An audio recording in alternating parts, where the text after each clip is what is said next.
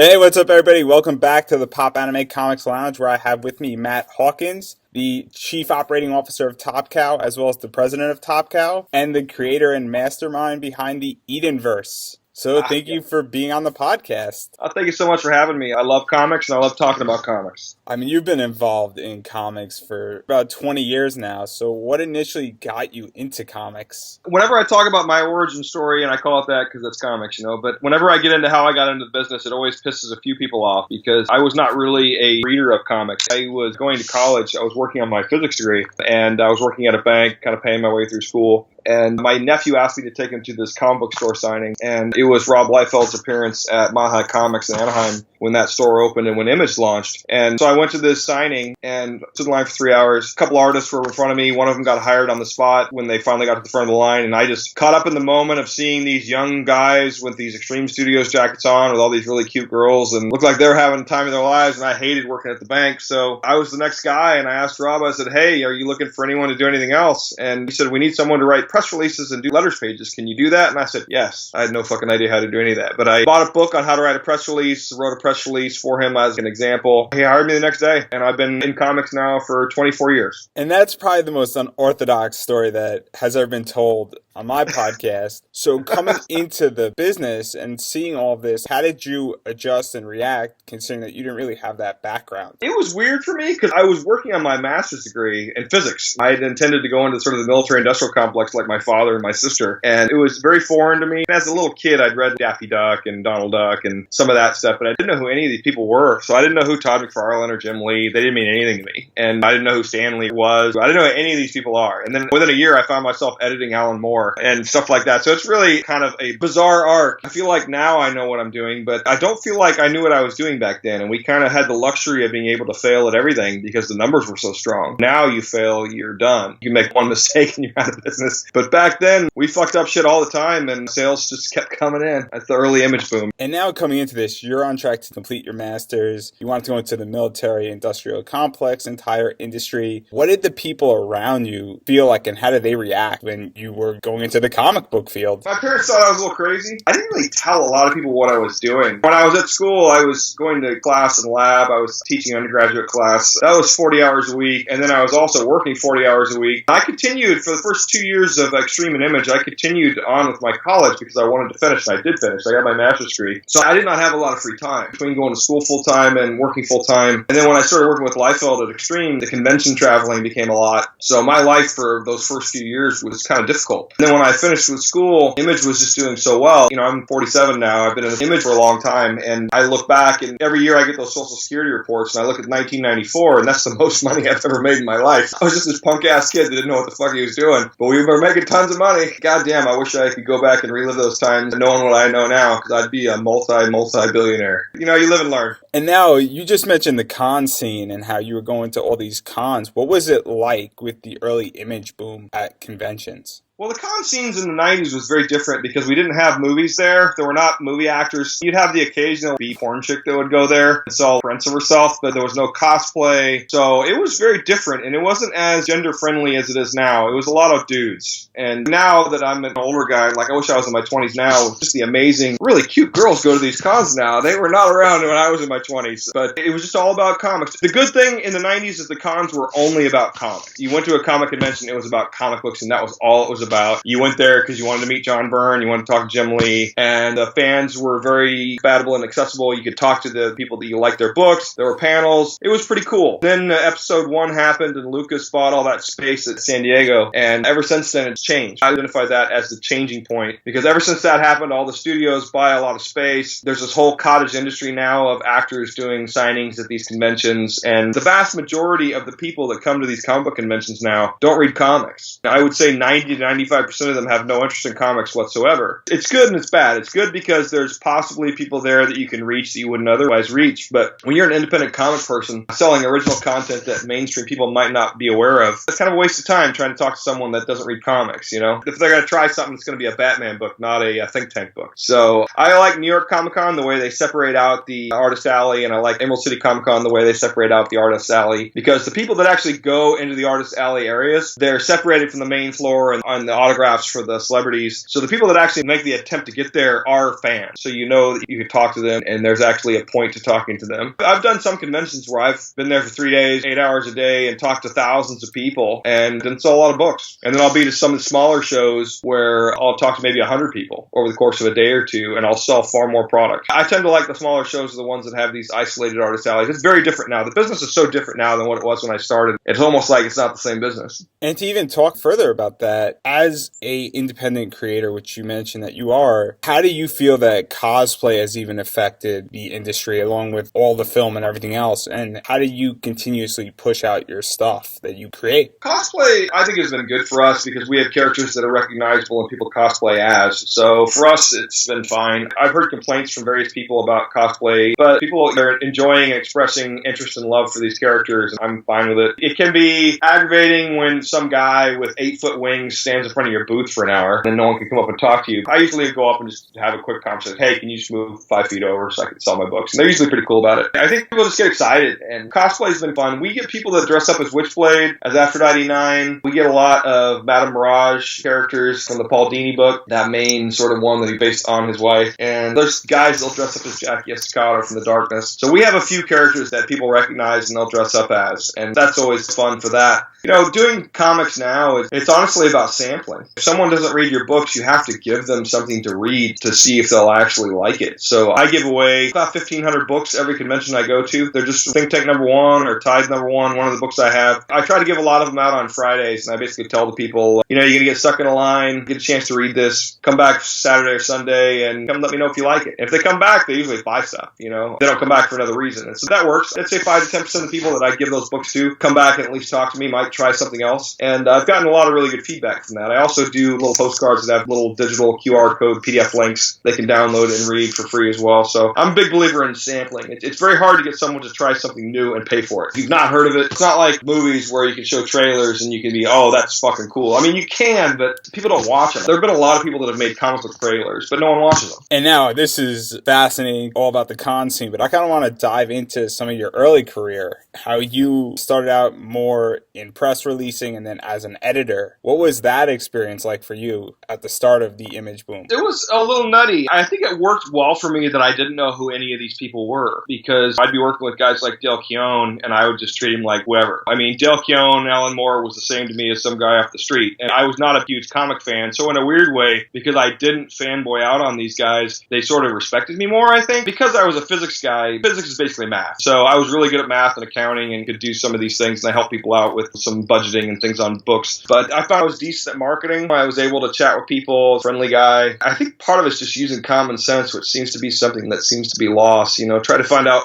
what's going to make someone try something. You know, a lot of times I'll just ask people. Like, I have a pretty decent sized social media following, and part of that is just because I talk about things that are interesting. Like, I talk about things that are interesting to me and try to engage people on things I think might be interesting to them. And some of that stuff is controversial, some of it's not. Some of it's me playing with Facebook or Twitter's algorithms on how they work. But ultimately, I'm in the entertainment business, and that people follow comic book creators. You either read a comic character that you're into, like you love Batman, or you love Warren Ellis. It's one or the other, usually. You either love a character or you love a creator, and you follow those people for that reason. And I think Mark Miller, Robert Kirkman, and some of these guys have really sort of paved the way for guys like me, because I've looked at what they do and how they interact with the industry and the fan base and what they do. And you live and learn. Pick and choose things from different people that work and try them out, see what works for you. And now some of the early people that you worked with have really influenced and changed image, including Eric Stefferson and Rob Liefeld. What did you pick up from both of these guys while working with them and around them? Rob has an infectious enthusiasm that's kind of hard to dim. The one thing I love about Rob more than anything is I've never seen a guy get more hate and rise above it and continue on than that guy. I've seen people get in his face and tell him he sucks. I've heard people at conventions when I worked for the guy tell him how much they hated his artwork, and it would get to him sometimes. You could see that when it would get to him, but he would always take the high road for the most part. Sometimes he would engage, and sometimes he would do it. Sometimes he would do that just for fun. And I worked with Rob from 92-3 to 96-7, because I worked with him through Extreme, Maximum Press, and Awesome Comics. And then when Awesome Comics went down, I went off on my own, did Lady Pendragon through Image, and then came into Top Cow in 98. I've been here ever since. But Eric Stevenson was always just a very smart guy, a very writer oriented. He had an English background. He went to school for English. I was not an English major. I was not a literature person. So I was sort of a numbers and sense kind of guy. And we were very different people. I like Eric quite a bit. I think he's a very smart guy, and he has really smart tastes, and he's a good writer. If you look at Rob Liefeld, me, and Eric Stevenson, we're all three very different people, but I think at the time we kind of complemented each other well. I think what we needed that we lacked was someone with a strong business sense that would tell us no. Because the problem, I think, with Extreme Studios in the beginning was we just did whatever we wanted. And Rob wanted to build a spaceship, so he built a $250,000 spaceship, Youngblood battlecruiser, that we toured around to Chicago and to LA and New York, and that cost millions of dollars by the time it was all said and done. And after having it for a year, it was useless. It's now a fixture at a paintball park. Guys would do these crazy things for fun just because they wanted to do it. And I think everyone just assumed that the money train would last forever because the money was insane. I think Rob made like $20 million in 1993 that year alone. So when you're making that kind of money, it's hard to listen to people from the outside telling you, hey, you need to pay attention, you need to do this, you need to watch your bottom line. And it all caught up to us eventually. You just mentioned Liefeld was making close to $20 million one year. Why do you think that the money changed so much?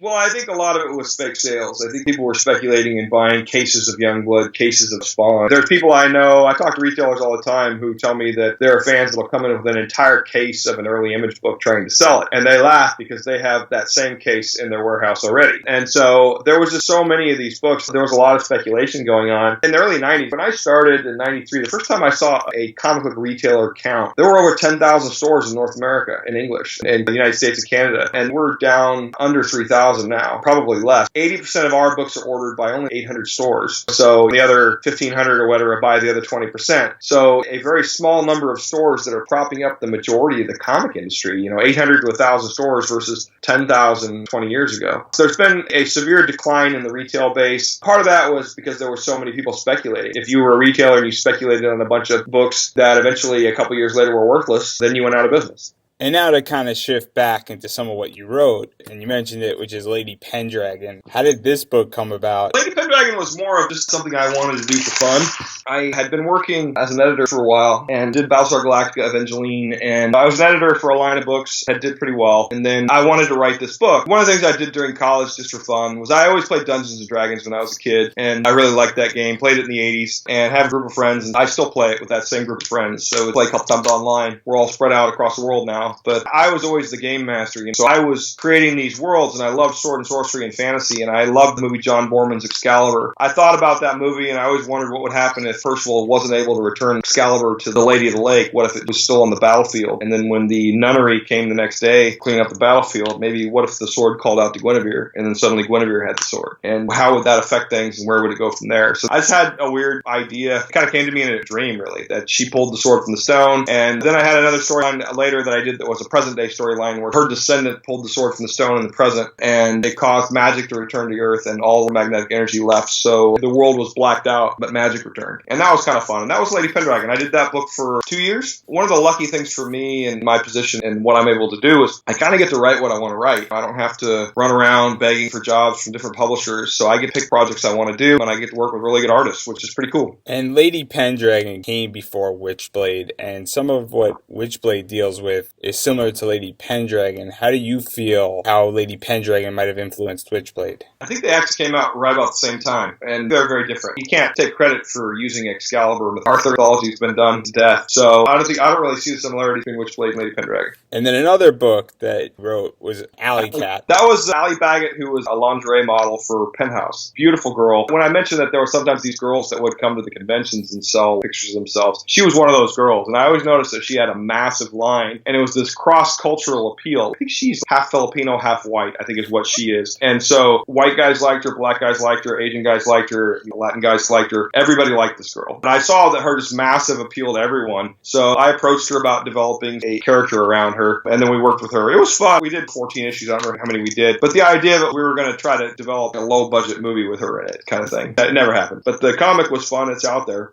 And how do you feel that being that she was a lingerie model and she had this massive appeal, how do you feel that affects comics and when comics go and start entering that territory of other mediums? I think it's always been that way, really. There was a Batman TV show on in the 60s. There were all those TV serials. To me, comics are storytelling, and there's been various versions of storytelling for millions of years, probably. And people like to be told stories, whether it's sitting around a campfire, whether it's film, virtual reality, augmented reality, whatever it could be. There's always going to be an audience for storytelling in one format or another. I think comics and visual depictions has sort of a special place in everyone's hearts because you could tell stories cheaply. One nice thing about a comic book is you can actually tell a story fairly inexpensively with a high sense of spectacle. Now with special effects being as cool as they are, 30 years ago the only place you could see a guy throwing a planet was in a comic book. Now you can see it, but those are still very expensive movies to make. Comics, I think, sort of speak universally. And you got to do a very cool project with Lady Pendragon and Alley Cat. You got to write a crossover. What was that like, taking an original character and then taking a character based off of a real life model? The fact that the Alley Cat character was based off of Alley Baggett didn't affect really anything other than we did photo covers. She didn't really give us any input on the storyline. She wasn't really that character. It was not based on her. It's based on a fictitious character within the storyline. It didn't even carry her name. It was no different than anything else, really. And then I want to focus on something that you wrote in the early 2000s, which was Blood Legacy, the story of Ryan, which was based off of a book. How did this all come about? My sister wrote the books, and actually she wrote the comics. I edited and worked with her on that, but my sister actually wrote those. She wrote the Blood Legacy novels, and then I helped put them out as comic books for her to try to help drive people to buy her novels. And she's done 9 or 10 novels now, and they're all available on Kindle and through Amazon. Top Cow never owned that character. I never owned it. I just did that as a favor for my sister. And now what I really want to talk about is the Edenverse and everything that you've done with that. Because that's what people love, and I think that's what a lot of what you're known for is Think Tank, Postal, Tilth, and many others that have come out. So obviously the first one that really came out, and it's still going strong, is Think Tank, which focuses on Dr. David Lauren and his interactions as a weapon designer with government in various situations he's in. How did you initially come up with this idea?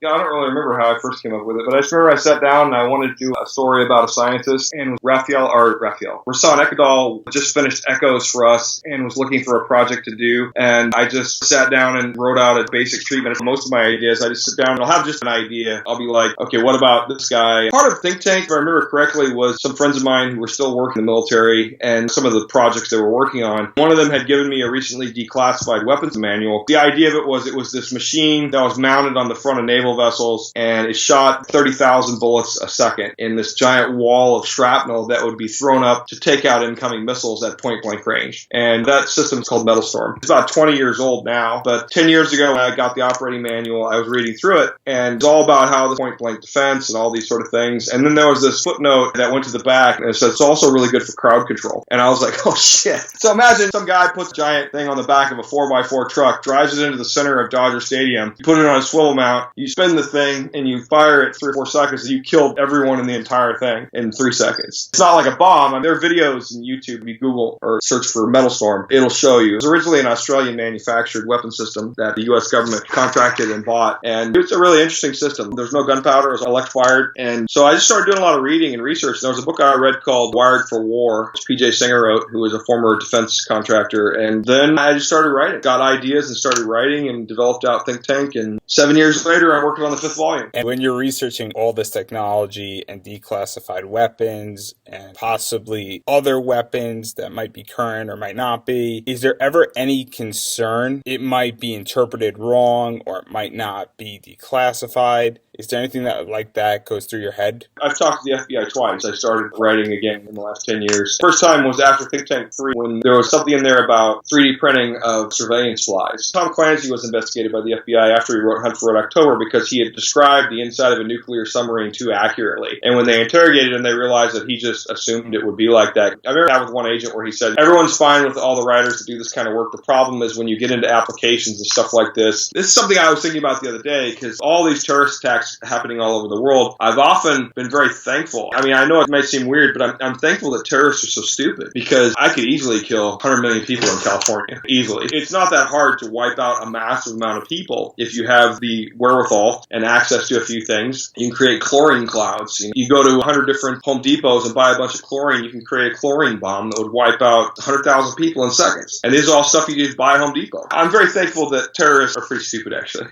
And a lot in Think Tank is going on with David and his life and dealing with the government and all this technology. And I think Volume 4 and Volume 5, which you're working on, which is currently being pushed out, we're starting to get into a darker and further personal aspect of his life. How do you go and keep it so fresh every volume? Every volume I try to have one technological story, I try to have one geopolitical story, and then I try to have one personal, emotional relationship story. And I try to intertwine those three together so that the stories all work together. And usually it starts with me discovering what the technological story is. And that's honestly just stumbling across stuff while I'm doing research. And I usually get the ideas for books while I'm working on other books. I got the idea for Think Tank 5 when I was working on Think Tank 4. I got the idea for Think Tank 4 when I was working on Tithe Volume 1. So you sort of figure these things out as you develop. I keep notes and I write in journals and have tons of ideas. I write stuff on little yellow pads all the time. I'll see it a year later and I'll be, oh, that's a good idea. And I'll forget that it was mine. But it's just developing out and figuring stuff out. The advantage I have is with my scientific background, I can read science journals. I can read Nature Magazine. I can read Scientific American. Not as well as I used to, but most people, particularly comic book writers, can't read the physics journals. And I can sort of dig through that stuff and read it. I skim it, to be honest. I mean, most of it's boring and ridiculous, but I'll skim through a 100-page PDF and find the 2 sentences that inspire some idea. Volume 5 of Think Tank was when I was researching for Volume 4, I found out how the Russians were using those for surveillance. And the reason why they were doing that was because they knew that if you had a drone follow someone around, it would freak them out. Like, if you had some drone following you around, you saw the same drone 4 or 5 times in the course of a day, it would freak you the fuck out. It would freak me the fuck out. However, if you just saw some crows as you walked out to your car, you saw a crow. As you're at the park, you saw another crow.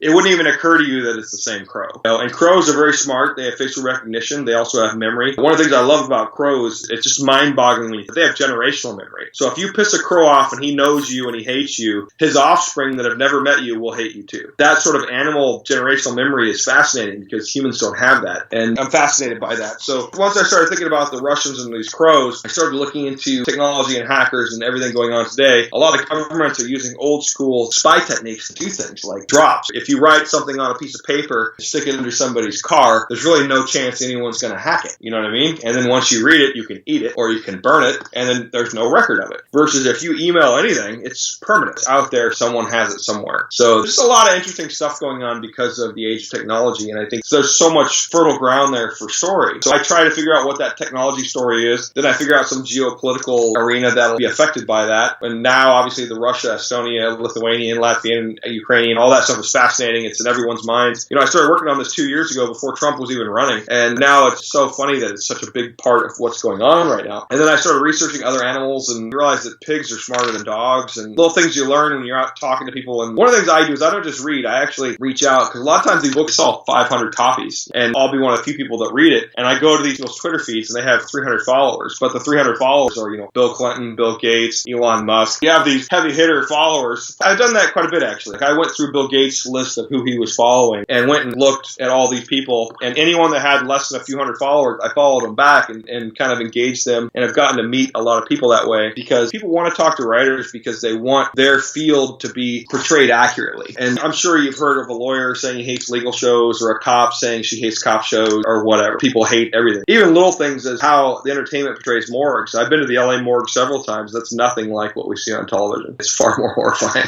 I'm always amazed when I go to a real morgue. They always have like the open area with little pull-out slates, but that's a very small part of it, and that's only the public part. You go past that in another room, and there's stacks of bodies and body bags that are 10 feet high with toe tags on it. You go around the corner, and there looks like there's a bunch of shelving for books or whatever it is, and you realize these are where all the dead kids are, and you see their little feet hanging out of the end of the shelves. It's just fucking horrifying. And then you get into other rooms where there are body parts that are unidentified, and like here's a stack of hands, here's a stack of feet. It's not pretty and clean like we're used to seeing on television where someone gets pulled out of the little drawer and they make an identification. It's not like that at all.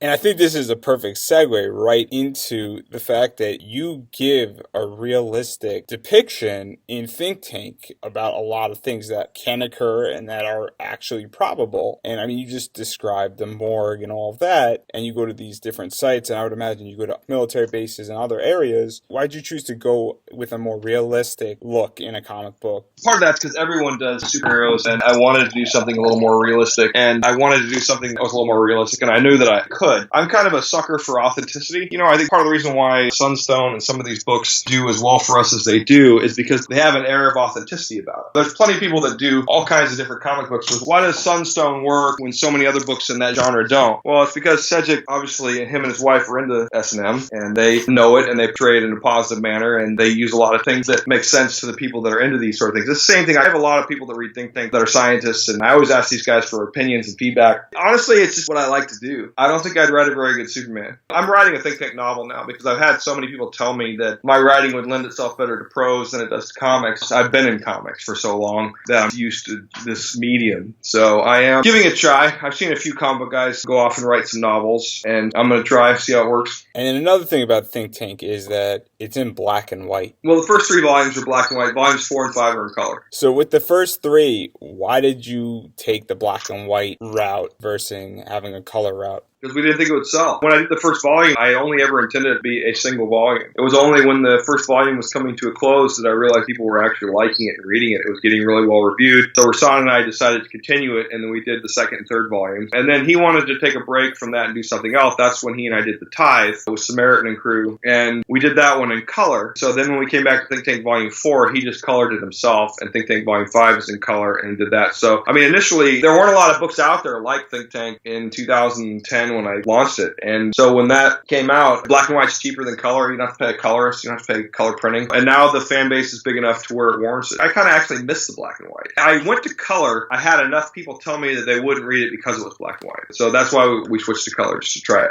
And you went in thinking it was only going to be 1 volume, which is 4 issues, around there, right? Yeah.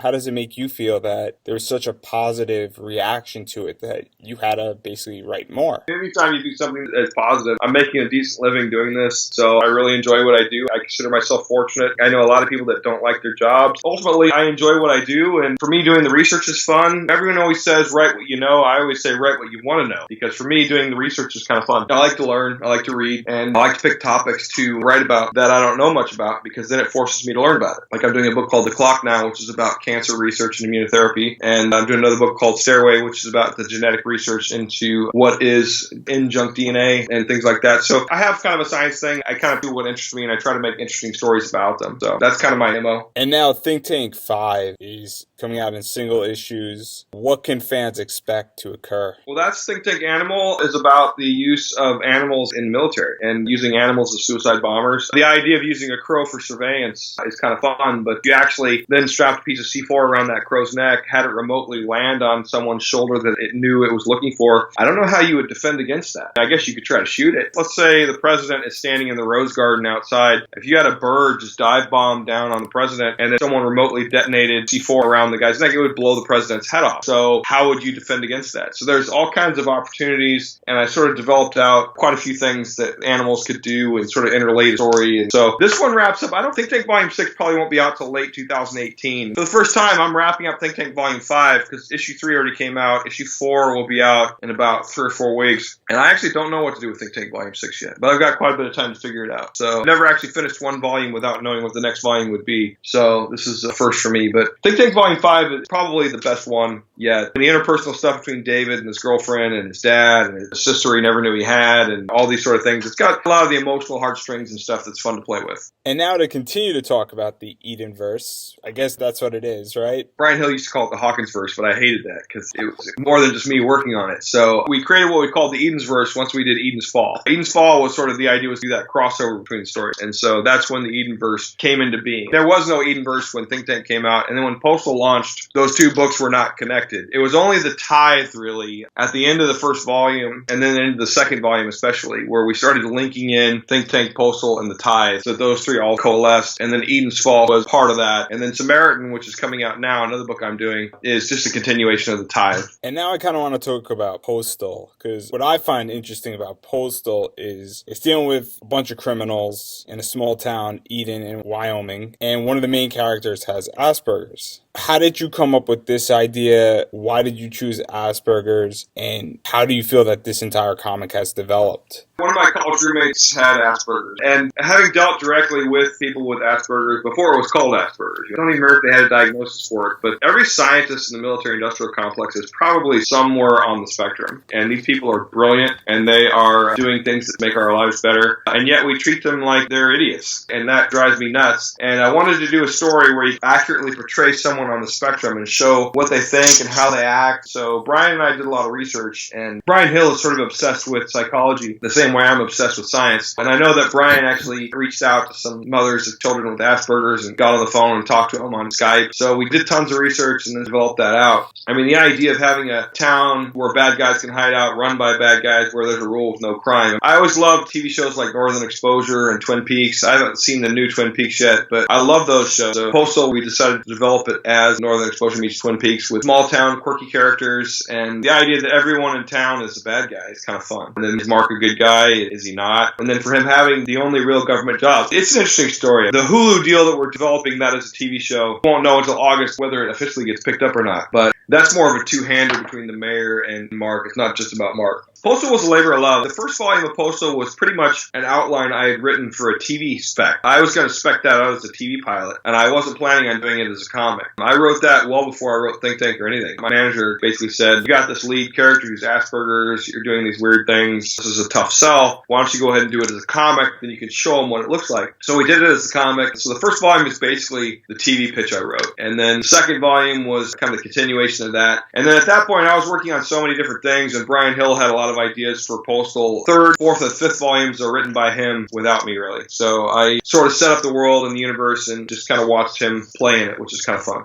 How hard was it for you to leave a comic, and how much input do you still have in that comic, if any? It wasn't hard to leave it off because I was doing too many projects. Sometimes it's difficult to let go, but I worked on enough projects, and I trust Brian, so he had some very specific ideas of where he wanted to go, which were not really where I would have gone. But I just kind of let him do it. I trust the guy. I trust the creative team. I thought he did great dialogue, and he works with me. He's one of the few guys that I actually take notes from. I respect that gives me notes that I know are good. Brian gives me really good notes, and I follow them always. He's become a writing partner, friend / editor that I work with and published his book Romulus. He's got other books he's doing. He's written a couple things for Marvel too, but he's one of those guys, even if I'm not working with him anymore, I just want to call him a friend because he's so smart. I love talking to smart people, and there are a handful of people I know that every time I sit down and talk to them, I feel like I learned something, and he's one of those guys. And then the third in this entire set is, and I might be saying it wrong, is the Tilt? The Tithe. I didn't realize that I grew up a Southern Baptist kid, and I'm an atheist now, so I grew up my whole life knowing that you give a tithe. That's the 10% of the money you give to the church. And I'd heard that word since I was a little bitty kid, so I didn't realize how many people have never heard that word before. And that's very common, by the way. I get people coming up and asking me about the tithe, which is why the new volume is called Samaritan. Actually, it's because I didn't realize that people didn't know that word. And all it means, if you look up the tithe, it means 10% that you're supposed to give of your income to the church. That's all it means. And that story, I always wanted to do a heist story. I like movies like The Town, but I didn't want to do another sort of bank robbery or armored car robbery because there's so many of these things. So I started doing research on where there were tons of cash so I could do sort of a cool heist story. And I came across some of these megachurches had millions and millions of dollars a year they were generating in cash. And I was like, oh, okay. And then I sort of developed the story out because I didn't want it to seem like anti-religious. Like, I'm not religious anymore. My parents are still very religious. My sister's very religious. So I don't want to piss off my family. And you don't want to piss people off if you want to sell books. So I developed out a story where churches that they were hitting, the reason why they were hitting them was because they were under investigation from the FBI for fraud. Basically, these megachurches tell evangelists and everyone says these people are scum. And then Samaritan is basically this hacker who steals money from these churches and gives it to charity. So it's kind of a modern day Robin Hood, kind of a social justice thing. And that's where the story sprang from. And then I had two FBI agents that were after her. One was Jimmy Miller, who was this young young sort of hacker guy, cocky and self-assured. The other one was this older black guy who was a family man and a Christian. And so it was kind of fun to have Dwayne, who was the black guy, talk to Jimmy, the white guy, because they're both really me. I was talking about me when I was a Christian versus me when I'm not a Christian. And I had these interesting conversations with myself from different points in my life. And that was quite entertaining, actually. And this comic, in its second arc, took a very different turn, dealing with election fraud and terrorists and fake attacks,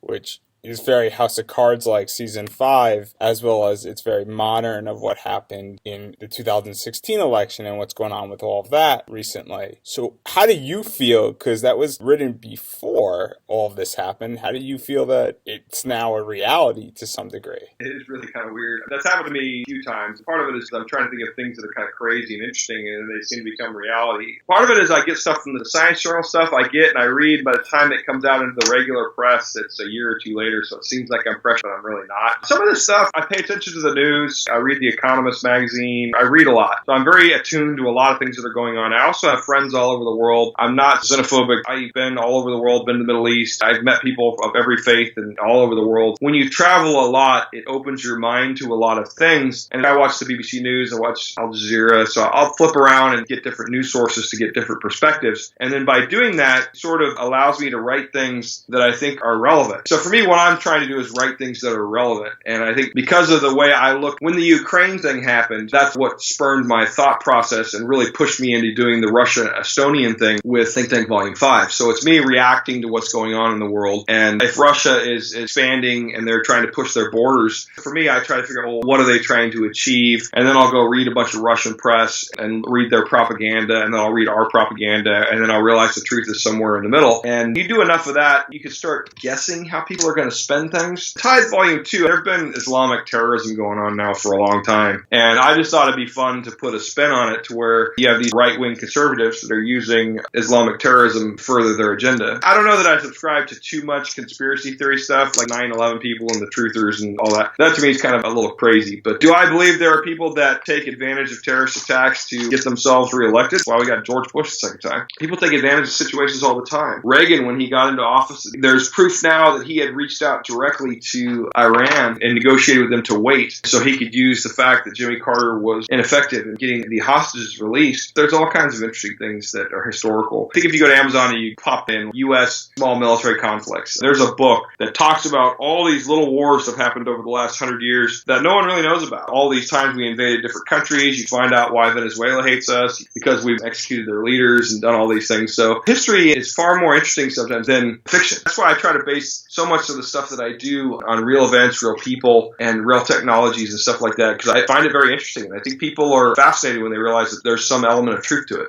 And then all three of these books came at a central crossing point in Eden's Fall. What was the impetus to create that crossover? When I was finishing up Tide Volume 2, I actually had a more definitive ending originally intended for Tide Volume 2, where they were just going to kill the guy. And then in the middle of Tide Volume 2, there was a point where they needed to talk to somebody in the military that could help them with some quantum cryptology. And I realized I could either create someone or I could have them talk to David Lauren because it was more convenient. And David Lauren used to be a kid hacker, so he would probably have met Samaritan online at some point, so they knew each other. Because the inner circle of good hackers online, they all know each other. I don't know if you've ever been on the dark web and poked around down there. It's an interesting place to search around. I go on there about once a month and look around, and I don't post much of anything, but I just read, and it's always interesting to see what those guys are talking about. But between introducing that character, and then we decided at the end of Tide Volume 2 to have the bad guy go to Eden. Rather than being killed, he goes to Eden. So then our heroes from the Tide, they know the guy's alive. We've revealed at Postal that town is somewhat protected by the FBI, and that's why it's allowed to exist. And you have these people who decide they're going to go in and create their own kind of justice. So Eden's Fall was really about that. It was about, we're not going to let this guy get away with this. And that's directly led into Samaritan now, because Samaritan, which is in effect Tide Volume 3, is her declaring war on the president and the United States government over what happened to Jimmy in Eden's Fall and what she considers the unfairness and inequity of the system. And obviously, a lot's going on in the Edenverse. So how does that all affect Samaritan, affect Postal, Think Tank moving forward? Is there going to be a third volume of the... 5.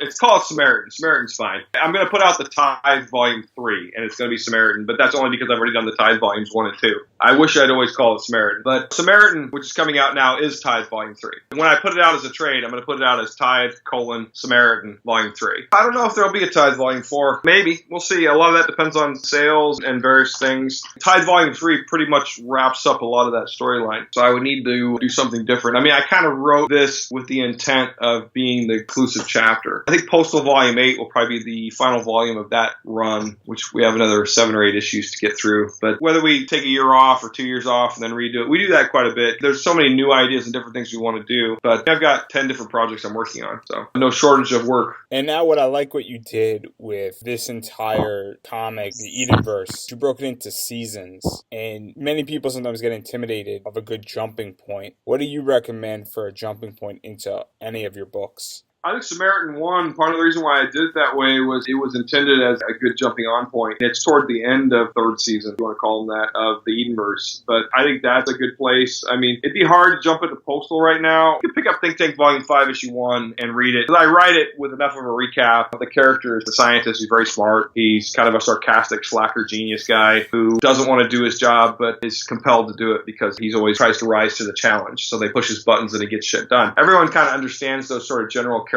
trope. So once you sort of identify that, that's more of a writing exercise, trying to figure out how do you write this to where people can jump in. The good thing, if you go to topcow.com, in the lower right-hand corner of our webpage are about 50 free comics. First issues of tons of different series. First issue of The Tithe, first issue of Postal, first issue of Think Tank. People can go on here and download and read them, see if they like it. And then you can find these things either on Amazon, Comixology, you can go order them through your comic store. All these books are in print and available. So you might as well start at the beginning. Go pick up Postal Volume 1 or Think Tank Volume 1. They are available. If you go on Comixology, you can be reading it in the next 5 minutes. If you order it from Amazon, you'll have it 2-3 days. You go to your comic shop, they might have it in stock. They might need to order it. All these books are available. And now we spoke a lot about the Edenverse, and I'm very curious. You've been writing comics. You've been in an executive position as the COO/president of Top Cow for several years now. What advice do you have for people who want to get into comics and write comic books or draw comic books? The people that are getting hired to do gigs at Marvel and DC often are self-publishing.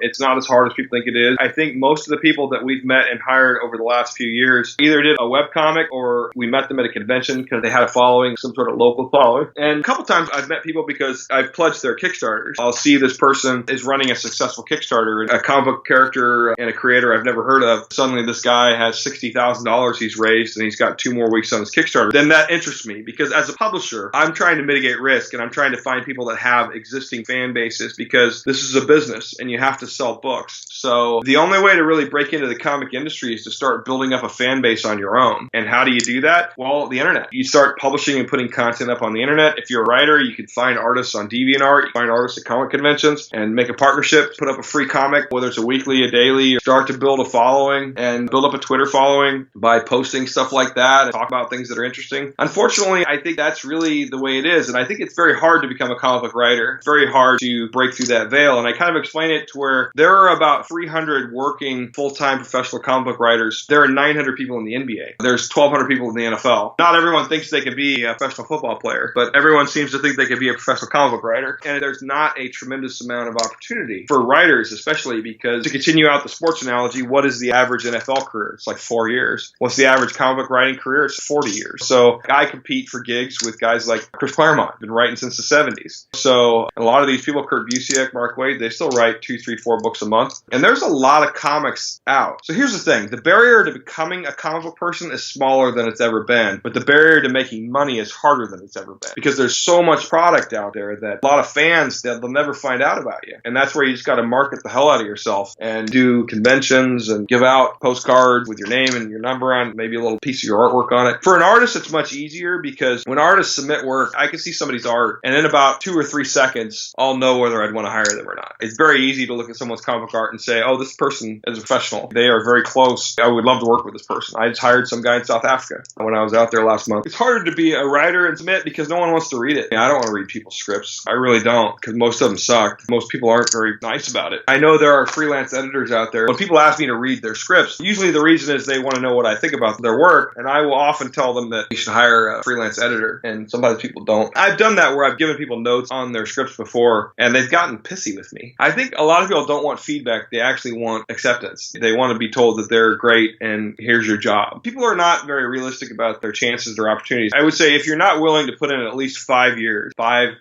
try to get in and to build a following and to build a name, don't waste your time. Especially as a writer, it's not going to happen. There are so few people that break in, like Donnie Cates, who did a couple Image books and now writing some Marvel work. He kind of blew up. It looks like he's an overnight success. You actually dig a little deeper. He's been doing it for 5 years. He's been publishing, self-publishing, writing, doing various things, doing conventions and built up, and now he's writing big books at Marvel and DC. It takes time. You got to build a following. That's why I do so many conventions a year. I'm doing 30 or 40 appearances a year where I'm handing out free books, shaking people's hands, and telling them what my stories are about. And finally, do you have anything you'd like to promote? Facebook, Twitter, website, comics, free comics that are coming out, convention appearances that are about to happen? The best way to follow me is on Facebook. I'm pretty prolific on there, and my Facebook handle is just self-loathing narcissist. It's what my ex-wife called me when we got divorced, so I kept that name for fun. But if you go on Facebook and you type Matt Hawkins, the two main ones that come up are me and the South African rugby player. The huge blonde guy with all the tattoos that looks like he'd kill you, that's not me. The comic book guy with comic book shit behind him, that's me. Follow me on Facebook.